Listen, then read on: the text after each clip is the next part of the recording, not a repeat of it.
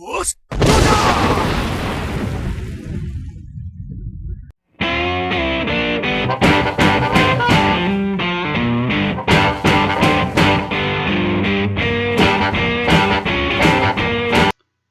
everybody, this is Wargamer Shawn. I'm coming at you to do the final video for the Thousand Suns Wrath of Magnus video. It's late, I'm not able to sleep too well. I saw the Batman vs. Superman for the first time on cable. Didn't go see it in the theaters, it was okay. I have Magnus with me here. I'm going to start painting him soon. I got him prime black. So I didn't put the little thing on the here. It was nice that you didn't have to put it on because I really didn't like the little ball thing on the end. So I think he's going to look better with just the weapon. So that's my Magnus. I'm going to try to follow Games Workshop or Warhammer's advice for painting. I think his name is Duncan. He did a good painting guide, so I'm probably going to try to follow that and do as good a job as I can because I think the model is just beautiful and I want to try to do it justice. So we're going to cover today the formations for Thousand Suns and the Decurion. So let's hop into it, shall we? So the first formation is the War Cabal. It consists of either Ahriman, a Demon Prince, Exalted Sorcerer, or Sorcerer is the primary choice. And then you can take 1 to 3 units chosen from the following: Exalted Sorcerer or Sorcerer, 1 to 3 units of Rubric Marines, 1 to 3 units of Scarab Occult Terminators. If the War Cabal contains maximum number of units, then all units from this formation reroll any failed saving throws of 1. So kind of like giving him a demon Demon of Tzeentch save.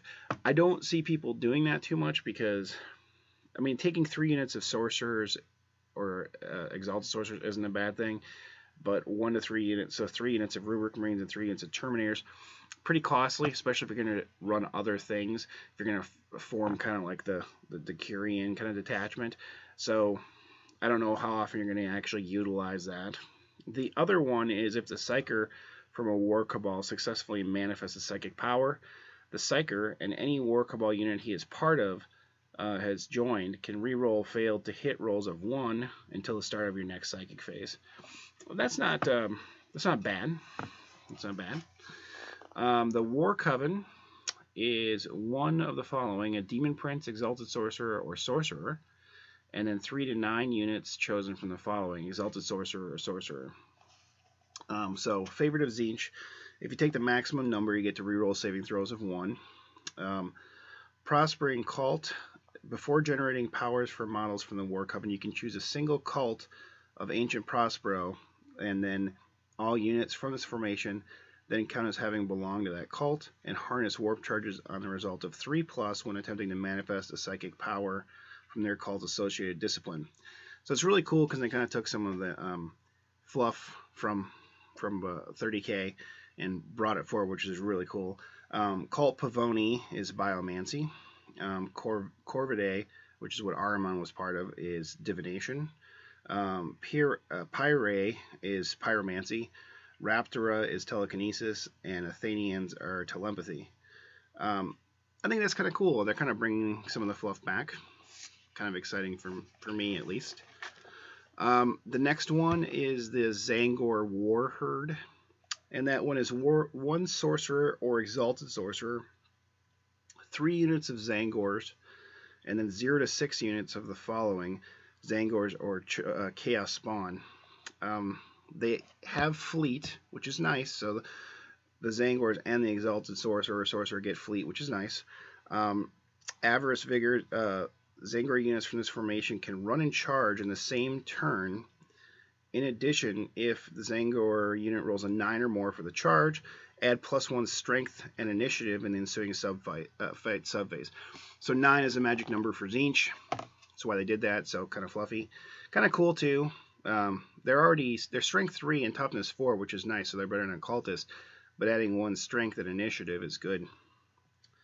Favorite Zinch, if the Zinger Warlord contains the maximum number of units, or sorry, Warherd, then you get to reroll failed saving throws of 1. So you're going to kind of see that as a theme, is that Zinch thing, if they take the full amount, then they can reroll failed saving throws of 1. I don't see most people running the full units, just because a lot of times they have a lot in there to be able to take. You'd have to almost dedicate your whole army to that formation, and I don't see people doing that too often.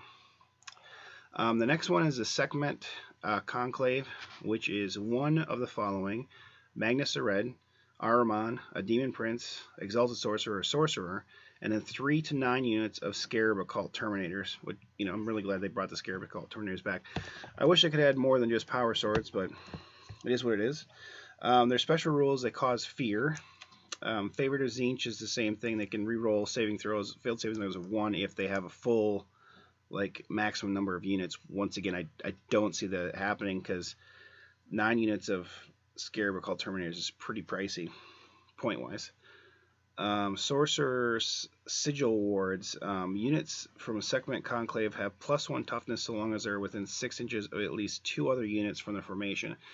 It sounds cool, and having +1 toughness is awesome, but it's got to be within 6 inches, and it's got to be 2 other units, so you'd have to have, I mean, you'd have to have it, you know, well, you'd have to have them all with close to each other, basically, to really affect, or most, you know, sorry, you have to have 3 units of Terminators and then 1 other guy.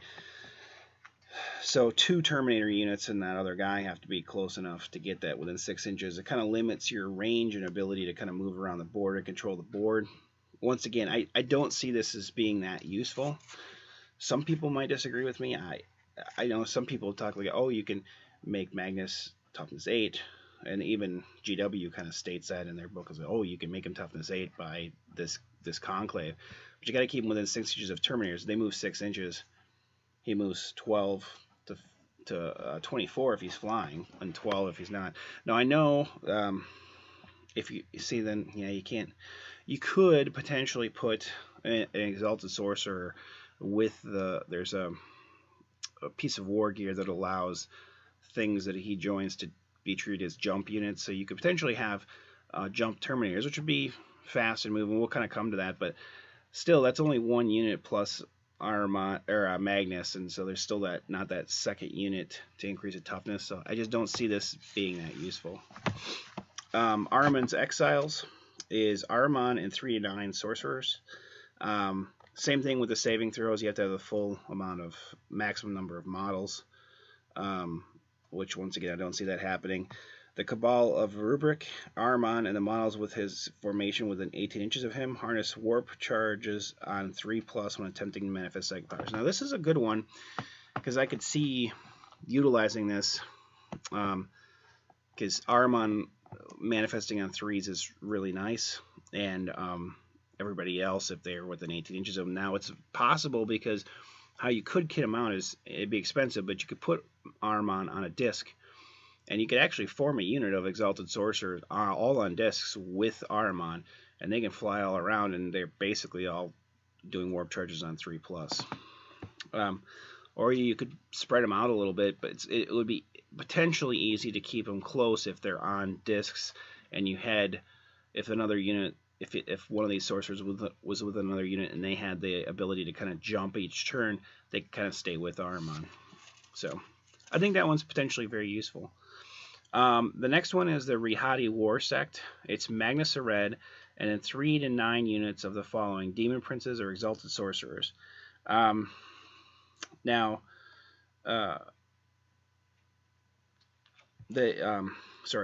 all Demon Princes and Exalted Sorcerers in this formation must be upgraded to Psyker level 3. So you have to make them level 3. Court of the Crimson King, while they're within 18 inches of Magnus a Red, Demon Princes and Exalted Sorcerers harness warp charges on 3+ when attempting to manifest psychic powers, and they have line of sight to every unit on the battlefield with determining targets for their psychic powers. So they're kind of getting Magnus's ability there. Favored Son of Zinch, they can reroll 1s if they have the maximum number of units. Now, I can see this one being useful, although it's very expensive. I I haven't priced it out yet, and I apologize. I was going to do that before I did this video, but I kind of wanted to price out how much 3 Demon Princes were, plus Magus. I have a feeling it's way too expensive, but the nice thing, even if you did 1 or 2, then you had an Exalted Sorcerer, you could have them flying around the board and pretty easily staying with Magnus and kind of jinking and stuff and just doing shooting from the air. But it'd be a pretty expensive way to do it. But being able to harness on 3+ is awesome. And if you wanted to invest the points in a I'm blanking, I'm sorry. There's basically a guy you can get an upgrade so that you can re-roll your failed psychic tests, and I'm forgetting what that is. Familiar, psychic familiar. So that could be very useful for the Demon Princes. So that is the formations. Okay, so we got the Sons of Magnus detachment. That's the big Decurion one. And this detachment must include at least 1 core choice, 1 auxiliary choice, and up to 4 command choices or auxiliary choices in any combination. Only datasheets provided here can be used in detachment. So, Lord of Fallen Prospero, if this detachment is your primary detachment, you can reroll results when rolling on the Thousand Suns Warlord trait. Pretty typical for the Decurion type detachment. Now, the main thing is the Masters of the Arcane Knowledge. If a Psyker with this detachment suffers the perils of the warp, you can choose to reroll the result. So just the result, not the peril. In addition, Psykers from this detachment can attempt to manifest 1 additional psychic power in each psychic phase. For example, a Psyker with a mastery level 3 could attempt to master 4 psychic powers. That's pretty dang cool, And I like it because it goes with their shtick, they're all about the psychic powers. And so it's definitely something that I think fits the Thousand Suns, which is cool. The core choices are the War Cabal, which we talked about earlier. That's the one with Ahriman, an Exalted Sorcerer, and then 1 to 3 units of Rubric Marines, 1 to 3 units of Scarab Occult Terminators. That one I think you're going to see the most. The other one is the Sekhmet Conclave, which is either Magnus, Ahriman, Demon Prince, Sorcerer, or Exalted Sorcerer, and then 3 9 units of Scarab Terminators. And the reason I say that one probably won't be used as much is that 3 units of Terminators gets pretty pricey. But maybe you will. I want to try to run that at least 3 units. I think they're kind of cool. You can, yes, it's they've only got AP3 assault or close combat weapons, but the cool thing is they can take the kind of like a little assault cannon type thing, and they can take the missile launchers in this 1 unit of 5. They can do taken of each, so that's pretty cool. You could use the flamer weapon too, and that could be cool to kind of drop it and hit them. So I think they have their uses even in a 5-man unit, which with how expensive they are, I think that's what you're going to see is a 5-man units most of the time. The command choices, you can have the Rihati War Sect, the Ahriman's Exiles, Lord of the Legion, which is just Magnus or Ahriman or Demon Prince or Exalted Sorcerer. Your auxiliaries are the War Coven, and then the Zangar War Herd, or the Legion Armory, which is one of the following: a Land Raider, a Chaos Predator, or a Chaos Vindicator. And then Demon Enges is a Defiler, a Forge Fiend, a Hellbrute, a Helldrake, or a Mauler Fiend. It's kind of cool that they have the ability to kind of take those things to kind of round out their forces. And getting a Land Raider if they want it, looks kind of expensive. It's nice that they can take a cheap Hellbrute for kind of like shooting support, or potentially good close combat answer, because they don't really have anything else. Mauler Fiend too, although it has its ups and downs. Defiler, I actually have one painted Thousand Suns when Defilers were good. I don't know if I'll ever use it. They're too expensive point wise for a 12 armor vehicle. They're cool, but It's not good enough. Anyway, as far as kind of like, well, we're gonna do the psychic powers, or sorry, not the psychics. We're gonna do the war gear first, and then we'll do our final thoughts. Okay. Okay. So, the as far as the artifacts go, there's the Astral Grimoire, which is 30 points. And at the start of the movement phase, you can pick the bearer or a single friendly infantry unit within 12 inches of the bearer for the duration of the phase. They are treated as jump unit type. That's a very useful one. I think people are going to use that a lot. Seer's Bane is 40 points, and that one replaces the melee weapon, strength of the user, AP2, which is good because they don't have a lot of AP2 melee weapons, and then Bane of Wisdom, and then Demon Weapon and Force.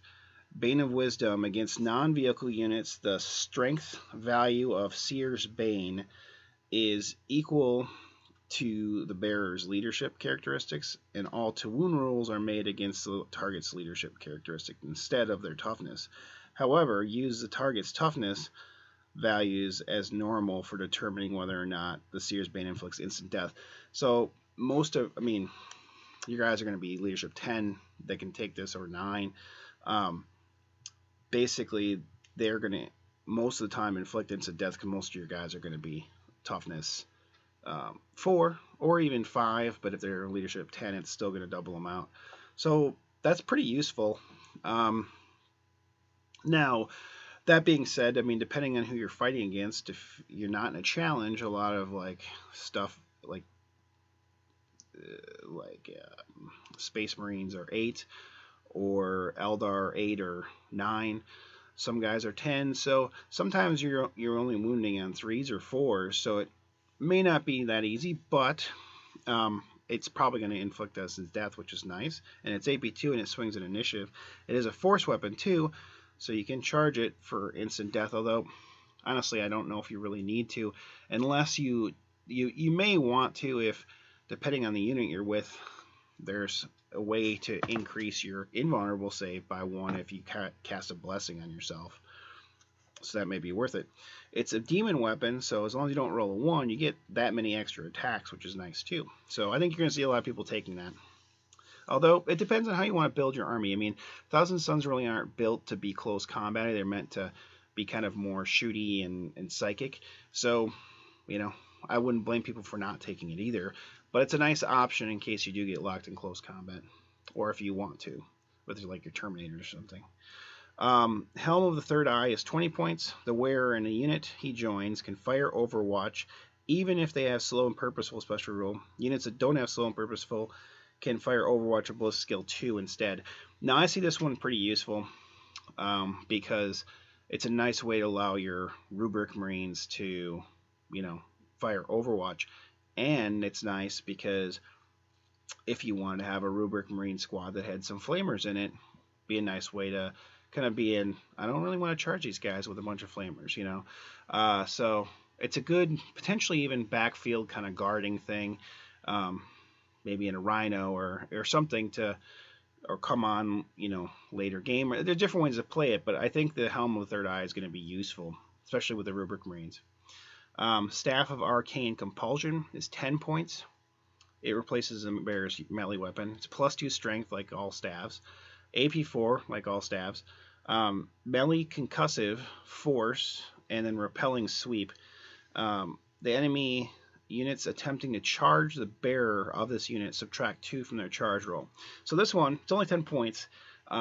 Is a good way to also kind of help make it less likely they're going to make the charge or get to your unit. So if you want a unit that's kind of protected or guarding things, you want to try to prevent them from being charged, it's a good way to do it. Crusader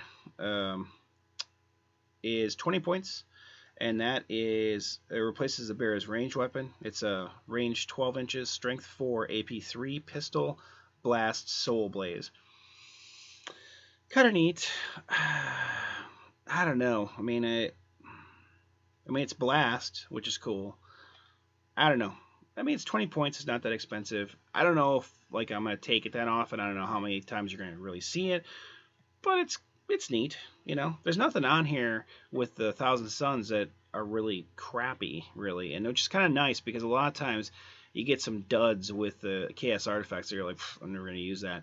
Then at least these all kind of fit the Thousand Suns, theme and have ways of being used. The last one is the Athenian Scrolls, and if the bearer makes a successful psychic test that includes 2 or more dice of the same number, the power has been manifested with such unstoppable force that you cannot choose to deny the witch with it. Which, that's a pretty cool one too. If you really want to try to get a psychic power off, and you get 2 or more of the same dice, it's basically like, you can't deny it. Tough luck, pal. I think that one's going to be used too. All right, welcome. So I'm going to do final thoughts here. I'm excited. I love the Thousand Suns. They're one of my favorite armies. I'm obviously building them for 30k, and I plan on playing them in 40k. I'm kind of at a state in 40k right now where, I still will, or occasionally will, if someone really wants to have a game that's really ultra competitive, I will. But I'm just kind of not into that right now. I'm kind of more about fluff and kind of more fun salt, beer and pretzel type games. As far as the Thousand Suns go, it's great for beer and pretzel games. As far as ultra competitive, I think you can do it. I think you're gonna have your work cut out for you because you're paying premium points for things, but I think you can still do it. Will people use it ultra competitively?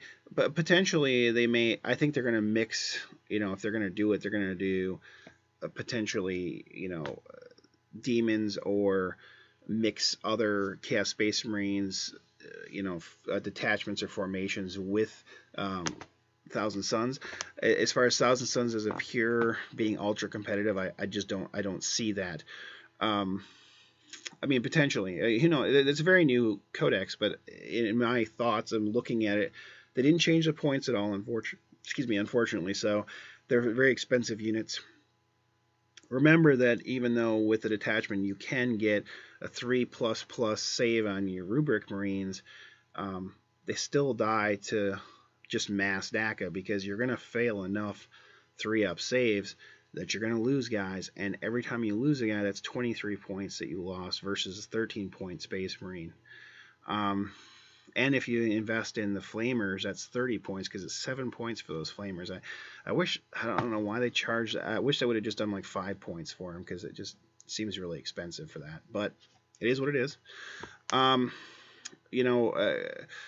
Armand didn't really change point-wise. His 30 points for his disc, I think, is worth it if you're going to run him, because he's already kind of expensive, but that disc just gives him so much mobility. And he can't take a relic. Now, you could not run him on disc and put him in a unit and take an Exalted Sorcerer that has the jump capability, so they can all jump around. And that would save some points. Could potentially do that to save some points, but then he's stuck in that unit with the sorcerers. The other way too is you could use a squad of Exalted Sorcerers. Instead of putting them on discs, you can have them have that jump ability, which is cool, and it saves points because it's 30 points for a disc. The nice thing with the disc is, like a lot of other, I hate to say the word Death Stars because I don't think it's really a Death Star, but when you have a lot of command choices in a unit, is end game with those discs, they can split off and go try to capture or contest objectives, and they're considered jet bikes on those discs. So that's 24-inch turbo boost, 12-inch movement. That's 36 inches you've got to move around with each of those. So I think sometimes that 30 points for those discs is worth it, because then they can split up and do all those things. But it depends on what you want to do in your game and how you want to build your army. I look forward to playing Thousand Suns. I'm excited about them. I will be reviewing soon. I know this is kind of like a advertisement for another video, but I did get the Traitor Legions book. It just came out, And I'm going to be reviewing some of the other legions. The Thousand Suns are in there as well, but we don't really need to review that because it's pretty much the same rules. The nice thing is that they did make clear in that is that even with a CAD, you do get the Veterans of the Long War, but they can take it, has to have it, and they get it for free, even in a CAD, which is nice. You know, it wasn't really made clear in the Wrath of Magnus book, but it was in the Traitor Legion, so that's pretty nice. I'm excited. I'm excited for the Chaos Space Marines to get some love. You know, is it going to make them game-breaking? No, absolutely not. But it will make them fun, and maybe people will start playing them again, and I'm hoping that people do. I do think that, you know, you can do things in your local group, even with tournaments, to do things to kind of like have a score for like theme and stuff like that, to kind of encourage people to bring, you know, theme and hobby back to the, you know, back to the tournament, and not have it be so, you know, win at all costs. And then you'll stop seeing some of those, you know, same lists all the time, because people go, oh well, you know, I want to try to get this, and so I don't want to have like the cutthroat list, or the, you know, have a lot of spam, because I want to do more of a theme. I mean, it's just a thought. It may not work in your area, but we may be trying it in our local group for next year's tournament. So hopefully this talk through and guide has been helpful to you guys. You know, leave a comment below if there's things that you want to see. I'm going to try to do the Traitor Legions next. There's a lot of books coming out. I know there's going to be an Imperium one with Sisters of Battle, which I'm super excited about coming out. There's even a Sisters of Battle model that they're modeling after the 2nd edition codex that Sisters of Battle had. So I'm pretty excited about that. So there's a lot to cover, so I don't know how soon I'll get to everything, because there's a lot to go through. I have some battle reports coming, but I'm trying to kind of spread things out a little bit, so I'm not throwing too many videos up at you at once, because, you know, I want you to try to be able to enjoy them. So take care, and let me know what you'd like to see. Comments or questions or concerns, leave them below. Till next time, keep on wargaming, guys. Take care.